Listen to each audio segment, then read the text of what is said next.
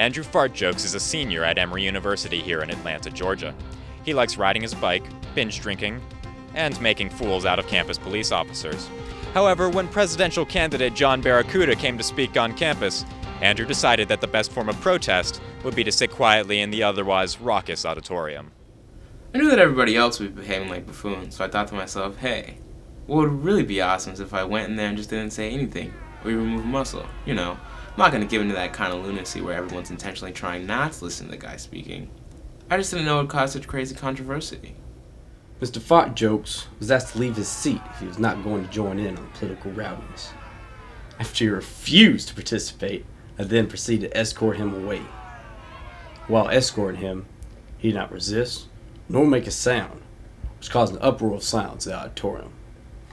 I then informed Mr. Fart Jokes that if he did not put up a fight, I would be forced to tase him. He once again said nothing, so I proceeded to give him a shock. He still said nothing, although the crowds began to plead for us to stop.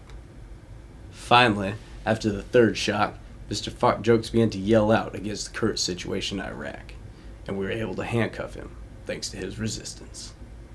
And what do you think of Mr. Fart Jokes now that you are under an internal affairs investigation?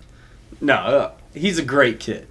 Just trying to expose to the rest of the country how they'd be dealt with if they are ever respectful at a political function. But didn't Mr. Fart Jokes tell you to tase him? Isn't he the one responsible for your suspension? Yeah, he did. But he was just trying to get me to deal with the situation as I should. He just was looking out for me. Great kid. Since the incident, several other cases of controversial taser use have been exposed by the media. One drunken woman was tased by a police officer when she refused to resist arrest. Another man died from being tased after police officers refused his pleas to be arrested for unnecessary cooperation during an airplane safety demonstration. All this, with what has come to be known as the Fart Jokes College controversy, has caused a climate of extreme frustration about the use of tasers by authority figures. Yeah, everyone always comes up to me and is like, hey, it's Andrew Faryakis, the guy who's trying to end taser abuse. I've been turned into some kind of matron or something. But I was really just trying to get the cops some action. You know, give them a chance to show everyone not to mess with them. I'm just looking out for authority. Andrew is right about the new movement to end the use of tasers by law enforcement. As of late, several new special interest groups against the use of tasers have arisen to lobby their state legislatures for the removal of tasers from local police officers.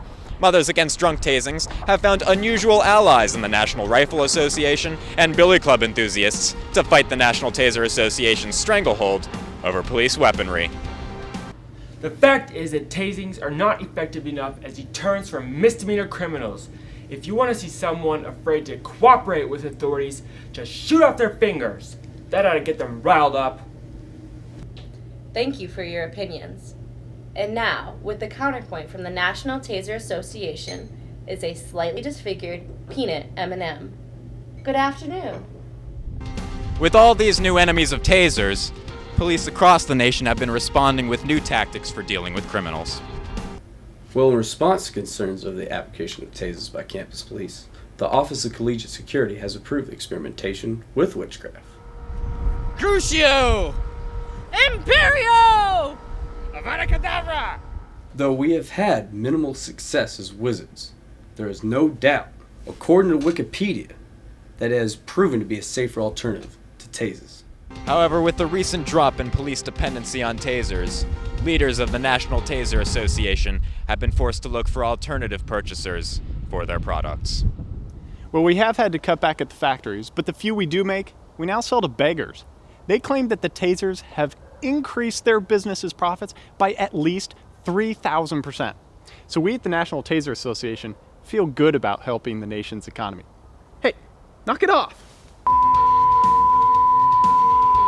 So though police have stopped purchasing tasers, it seems the industry will survive, and people will still be occasionally receiving electric shocks. Hey, can you spare some change?